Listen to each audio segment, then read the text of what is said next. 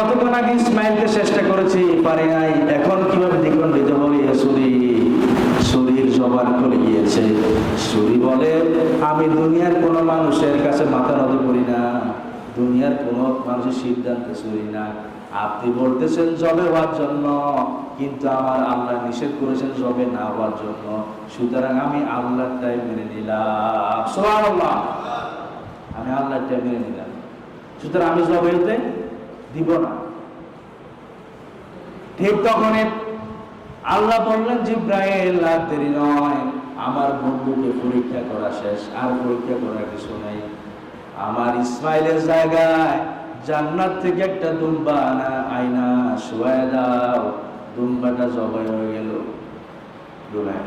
তাহলে আল্লাহ রাব্বুল আলামিনের উদ্দেশ্য এটা না যে ইসমাইলকে জবাই করা। আল্লাহ তাআলা চাচ্ছেন যে আল্লাহর বান্দা ইব্রাহিম আলাইহিস সালাম নবী, তিনি তার প্রিয় বস্তুটাকে আল্লাহর জন্য কোরবান করতে প্রস্তুত কিনা। তিনি এর আগে অসংখ্য পরীক্ষা আল্লাহ করেছেন, সব পরীক্ষা তিনি ফার্স্ট ক্লাস পাস উত্তীর্ণ হয়েছেন, এটাতেও তিনি উত্তীর্ণ। এভাবে করেই তিনি আল্লাহ প্রিয় বান্দা হয়েছেন, খলিলুল্লাহ, আল্লাহর বন্ধু হয়েছেন। প্রিয় ভাইরা, যিনি আল্লাহকে খুশি করার জন্য কাজ করেন, তিনি হচ্ছেন খলিলুল্লাহ।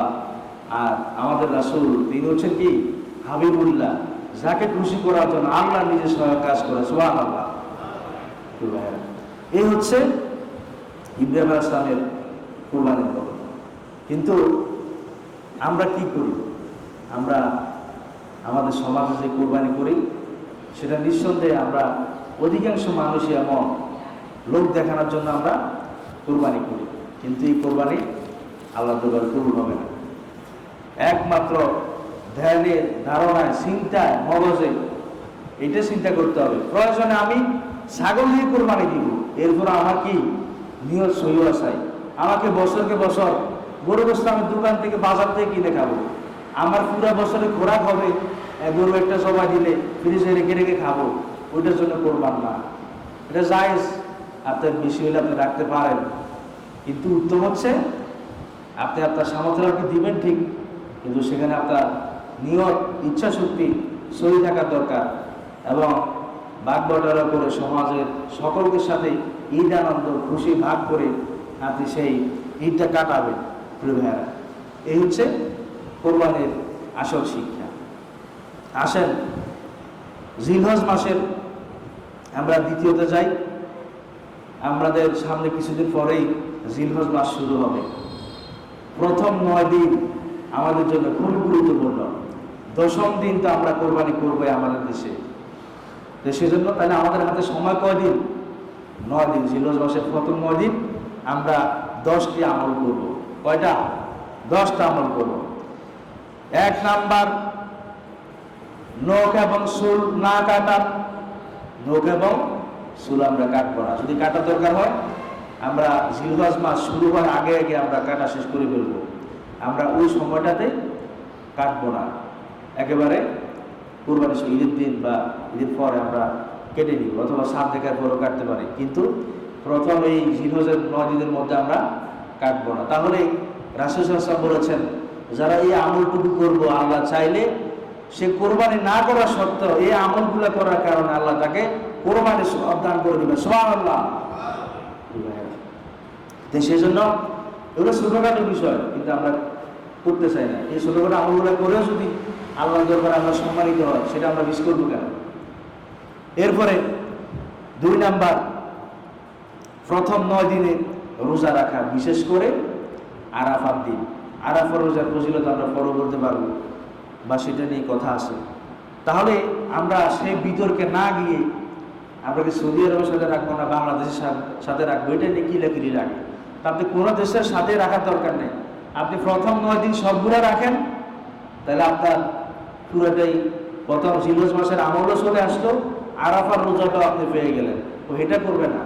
কিভাবে ফেস লাগানো যায়, কিভাবে ফতুয়াবাজি করা যায়, এটা নিয়ে আমরা বসে থাকি না, বরং আমল করতে গিয়ে আমরা কি প্রণতা করব না, তবে অবশ্যই সহিটা আমাদেরকে করা দরকার। এরপর আসেন তিন নাম্বার, আমরা বেশি পরিমাণে আল্লাহর জিকির করব। কি করব? জিকির করব। জিকির আমরা করি তো? করতাম। আমরা যে সময়টা দোকানে বসে বসে লস করি, গপ মারি, গিবত করি, হ্যাঁ, ছায়ে বিড়িতে টান মারি, সেটা না করে জিকির আজকার করা দরকার। সুবহানাল্লাহি ওয়া বিহামদিহি সুবহানাল্লাহিল আযীম, এই তাসবিহটা আমরা পড়তে পারি। আল্লাহর হাবিব বলেছেন, আফদালুজ যিকরি লা ইলাহা ইল্লাল্লাহ, আল্লাহর কাছে সর্বশ্রেষ্ঠ জিকির হলো লা ইলাহা ইল্লাল্লাহ। বলেন লা ইলাহা ইল্লাল্লাহ, জোরে লা ইলাহা ইল্লাল্লাহ মুহাম্মাদুর রাসূলুল্লাহ সাল্লাল্লাহু আলাইহি ওয়াসাল্লাম।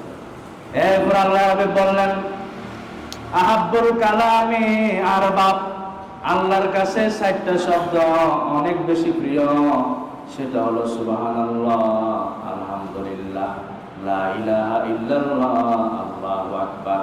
এগুলো হচ্ছে আল্লাহর কাছে কি অনেক বেশি প্রিয় জিকির।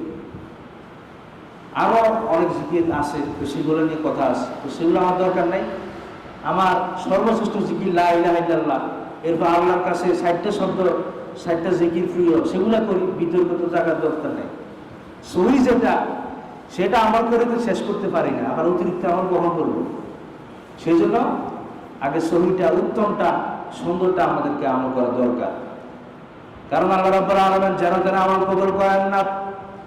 সূরা মুলক আল্লাহ বললেন, আল্লাযী খালাকাল মাউতা ওয়াল হায়াতা লিয়াবলুয়াকুম আইয়ুকুম আহসানু আমালা ওয়া হুয়াল আজিজুল গফুর।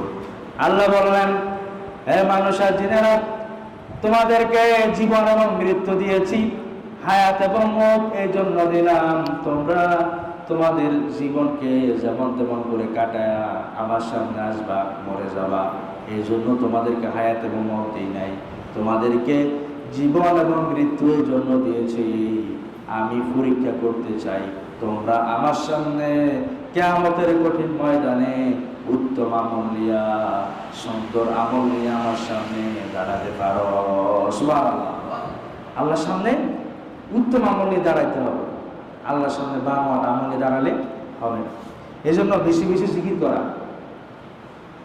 4 নাম্বার, তাকবীর পড়া। কি পড়া? তাকবীর। এই তাকবীর পড়তে গিয়ে আমি মনে আগে একবার বলেছি, আমরা খুব দ্রুত করি, এত দ্রুত করা দরকার নেই। এই তাকবীরটা আমরা জিলহজ মাসের 9 তারিখ ফজর থেকে শুরু করে নিয়ে 13 তারিখ আসর পর্যন্ত পড়বো। কয় তারিখ? জিলহজ মাসের 9 তারিখ ফজর থেকে 13 তারিখ আসর পর্যন্ত তাকবীরটা আমরা পড়বো। খুব দ্রুত নাকি? মনে হচ্ছে আমাদেরকে কে মনে দৌড়াইতেছে, নাকি ট্রেন চলতেছে? না, এত দ্রুত পড়ার দরকার নাই। কিভাবে পড়বো? আল্লাহু আকবার, আল্লাহু আকবার, আল্লাহু আকবার, লা ইলাহা ইল্লাল্লাহ, আল্লাহু আকবার, আল্লাহু আকবার, ওয়া লিল্লাহিল হামদ। সবাই আমার সাথে একবার পড়েন, আল্লাহু আকবার, আল্লাহু আকবার, আল্লাহু আকবার, লা ইলাহা ইল্লাল্লাহ, আল্লাহু আকবার, আল্লাহু আকবার, ওয়া লিল্লাহিল হামদ। এভাবে হাদিসে আসছে। আবার আরেক হাদিসে প্রথমে আল্লাহু আকবার, আল্লাহু আকবার 2 বার আসছে, কিন্তু অধিকাংশ ইমাম বলেন যে আল্লাহু আকবার 3 বার আসে। তো যে কোনো আপনি আমল করতে পারেন, 2 বারও আছে, 3 বারও আছে, কিন্তু আমল করাটা জরুরি। ঠেলাঠেলিটা করা জরুরি না যে 2 বার বলবো না 3 বার বলবো। আমার ফিসা বলছে 2 বার, এ হুজুর বলে 3 বার, ধর আমলই করলাম না, এটা করার সুযোগ নাই। সহজটা দেওয়া হয়েছে, কঠিনটাও দেওয়া হয়েছে, এভাবেও দেওয়া হয়েছে, সেভাবেও দেওয়া হয়েছে, তুমি কোনটা করবে তোমার বিষয়। আরেকজনে করলে তুমি তাকে কাবের বলতে পারো না, গালি দিতে পারো না। যে যেটা আমল করে তাকে সেটা আমল করতে দাও। আমার সমস্যা কোথায়? যারা আমল করে না তাকে নিয়ে আমাদের কোনো মাথা ব্যথা নাই। যে আমল করে তারে কিভাবে গালি দেওয়া যায়, তারে কিভাবে বিভিন্ন ট্যাগিং দেওয়া যায়, এই অমুকের দালাল, সে অমুকের দালাল, সে মাঝহাবি, সে না মাঝহাবি, সে ওয়াহাবি, সে সুন্নি। আর ভাই সে তো মুসলমান, এত ওয়াহাবি সুন্নি দরকার কি? সেজন্য আমাদের পরিচয় আমরা মুসলমান। আমাদের জাতির পিতা ইব্রাহিম আলাইহিস সালাম আমাদের নাম রেখেছেন মুসলমান। ওয়াকাযালিকা জাআলনাকুম উম্মাতাও ওয়াসাতা, তোমাদেরকে উত্তম, তোমাদেরকে মধ্যম জাতি হিসেবে সৃষ্টি করা হয়েছে। মধ্যম পন্থা, ছাড়াছাড়িও না, বাড়াবাড়িও না। মধ্যম পন্থা মানে সুবিধাবাদী না, সুবিধা মতো হইলো মানলাম, এরকম না। মধ্যম পন্থা হইলো কোনো বিষয় নিয়ে বাড়াবাড়ি করে না, ছাড়াছাড়িও করে না, মধ্যম পন্থা। আমি আমারটা আমল করি, আরেকজন আমল করতেছে তো আমি তাকে বাধা দিব না। হাদিসে এইটাও আছে, সেইটাও আছে, আপনি আপনার সুবিধা মতো আমল করবেন।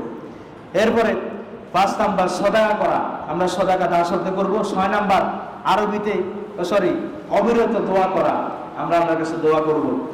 7 নাম্বার বেশি বেশি নফল সালাত আদায় করা, বেশি বেশি কি নফল সালাত, নফল ইবাদত আদায় করা।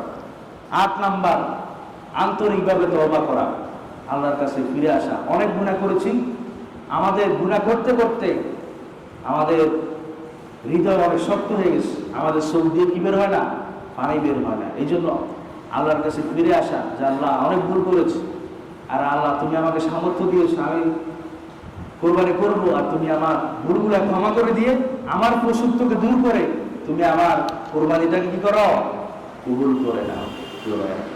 এরপর আসেন 9 নাম্বার সামর্থ্য থাকলে হজ এবং উমরা করা। তো যারা যাবার তারা তো গিয়েছেন, আর উমরা পরবর্তীতে করার সুযোগ আছে। এরপরে 10 নাম্বার সামর্থ্য হলে পশু কোরবানি করা। পশু কোরবানি বা গরু জবাই অথবা কোরবানি করার সওয়াব তো আমরা শুনলাম, সেই জন্য কি কোনোভাবে যে কোনোভাবে কোরবানি দিতে হবে বিষয়টা কি এমন না। ওই একজন হুজুর কোরবানির ফজিলত নিয়ে আলোচনা করতেছিলেন, তো মুসল্লি শুনে খুব খুশি এবং চিন্তা পড়ে গেলেন, যেহেতু এত ফজিলত, কোরবানিটা তো করার দরকার, কি করা যায়, আমার তো টাকা পয়সা নেই, সময় অল্প কদিন আছে। তুমি চুরি করতে গেলেন, চুরি করে গরু নিয়ে আস। তো স্ত্রী বলতেছে, আমি যতদূর জানি তোমার কাছে টাকা পয়সা নেই, এত টাকা কই ফেলা, কোরবানি কিভাবে দিলা? তখন যে টাকা পয়সা তো না, এটা ঠিক আছে, এই জন্য চুরি করে গরুটা আছে কোরবানি দিতেছে। তো বললো যে চুরি করে কোরবানি দিলে দেখি হবে, এটা তো হারাম, এটা তো গুনার কাজ। তো গুনাহ যেটা আমিও জানি, আমি তো তোমার মতো বোকা নাই। তো চুরি করছে এটা একটা গুনাহ, কোরবানি দিচ্ছে এটা একটা সওয়াব। প্লাসে মানে আছে কাটাকাটি, মাঝখান দিয়ে গোস্ত খাইলাম, মাঝখান দিয়ে গোস্ত তো খাওয়া হচ্ছে, এই জন্য এই সমস্ত গোস্ত খাওয়া কোরবানি দেওয়ার দরকার নেই। কোরবানি দিবেন আল্লাহর খুশির জন্য। এই জন্য এটা হচ্ছে একটা ঘটনা। এইভাবে করে সুদের টাকা দিয়ে, ঘুষের টাকা দিয়ে এত বেশি হওয়ার দরকার নেই। যাদের উপরে ঠিক ওয়াজিব, ঠিক তারাই শুধু কোরবানি করবেন প্রিয় ভাইরা। তো কোরবানির বিভিন্ন মাসাইল নিয়ে এবং আরাফার রোজা দিয়ে আমরা আগামী জমা বিস্তারিত কথা বলবো। যেটুকু কথা বলেছি আল্লাহ তাআলা সর্বপ্রথম আমাকে এবং আপনাদের সকলকে আমল করার তৌফিক দান করুন। সুবহানাকাল্লাহুম্মা ওয়া বিহামদিক, আশহাদু আল্লা ইলাহা ইল্লা আনতা, আস্তাগফিরুকা ওয়া আতুবু ইলাইক। আসসালামু আলাইকুম ওয়া রাহমাতুল্লাহি ওয়া বারাকাতুহু। যারা সুন্নাত পড়না চলুন।